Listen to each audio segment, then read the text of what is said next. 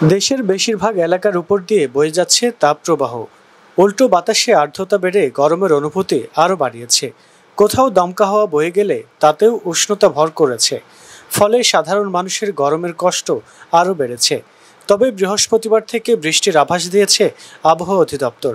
সোমবার আবহাওয়ার পূর্বাভাসে বলা হয়েছে, বৃহস্পতিবার থেকে চট্টগ্রাম, সিলেট, ময়মনসিংহ ও ঢাকা বিভাগ সহ দেশের কিছু কিছু জায়গায় বৃষ্টি ও বজ্রসহ বৃষ্টির সম্ভাবনা রয়েছে। বৃষ্টি চলতে পারে শুক্র ও শনিবারও। বৃষ্টিপাতের কারণে তাপমাত্রা কমবে। পূর্বাভাসে আরও বলা হয়, বরিশাল বিভাগ সহ ঢাকা, রাজশাহী ও রংপুর বিভাগের কিছু অংশ, ময়মনসিংহ, মৌলভীবাজার, রাঙ্গামাটি, চাঁদপুর, নোয়াখালী, ফেনী ও বান্দরবান জেলার কিছু অংশে মৃদু থেকে মাঝারি ধরনের তাপপ্রবাহ বয়ে যাচ্ছে এবং তা অব্যাহত থাকতে পারে।